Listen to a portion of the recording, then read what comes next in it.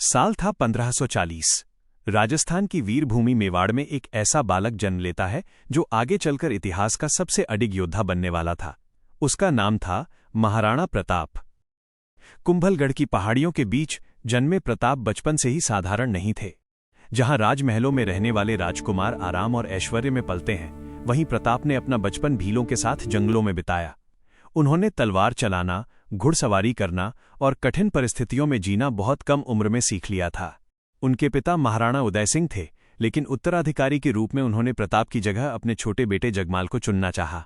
पर मेवाड़ के सरदार जानते थे कि सच्चा हकदार कौन है, और आखिरकार 1572 में प्रताप को मेवाड़ का महाराणा घोषित किया गया। उसी समय भारत में एक और ताकत अपने चरम पर थी, मुगल साम्राज्य, और उसके शासक थे अकबर। अकबर चाहता था कि पूरे भारत के राजा उसकी अधीनता स्वीकार करें।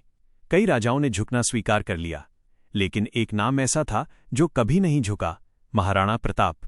अकबर ने कई बार दूत भेजे, समझौते के प्रस्ताव रखे, लेकिन हर बार प्रताप का जवाब एक ही होता, मेवाड़ स्वतंत्र था, है और रहेगा।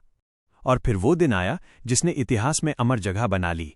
18 जून 1576, हल्दी घाटी का मैदान। एक तरफ विशाल मुगल सेना, दूसरी तरफ मुट्ठी भर राजपूत योद्धा, लेकिन उनके हौसले पहाड़ों से भी ऊंचे थे। इस युद्ध में प्रताप के साथ थे उनके वीर साथी, भील सरदार, राजपूत योद्धा और एक वफादार मुस्लिम सेनापति हकीम खान सूरी। ये युद्ध सिर्फ जमीन के लिए नहीं था, ये युद्ध था स्वाभिमान का। जब युद्ध शुरू हुआ तो धरती कांप उठी। तलवारों की टकराहट, घोड़ों की टापें और योद्धाओं की गर्जना से पूरा मैदान गूंज उठा। महाराणा प्रताप अपने प्रिय घोड़े चेतक पर सवार होकर दुश्मनों पर टूट पड़े। चेतक कोई साधारण घोड़ा नहीं था, वो प्रताप का सच्चा साथी था। युद्ध के बीच चेतक बुरी तरह घायल हो गया, लेकिन उसने अपने स्वामी को सुरक्षित स्थान तक पहुंचाया और फिर अंतिम सांस ली। उस दिन प्रताप युद्ध भूमि से पीछे हटे, लेकिन ये हार नहीं थी, ये एक नई रणनीति की शुरुआत थी। अब प्रताप ने पहाड़ों और जंगलों को अपना किला बना लिया। उन्होंने गुरिल्ला युद्ध शुरू किया, रात में हमला, दिन में गायब।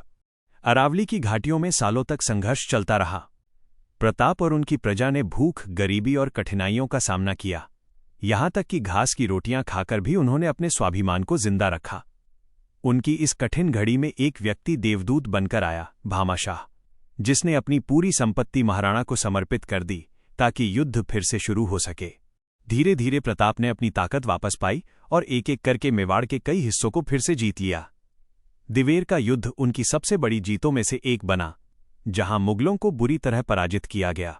अब तक अकबर भी समझ चुका था कि प्रताप को झुकाना असंभव है।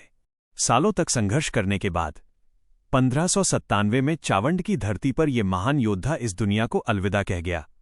लेकिन कहते हैं, उस दिन सिर्फ एक राजा नहीं गया, एक युग समाप्त हुआ। उनकी मृत्यु पर उनके दुश्मन भी रो पड़े, क्योंकि उन्होंने एक सच्चे योद्धा को खो दिया था।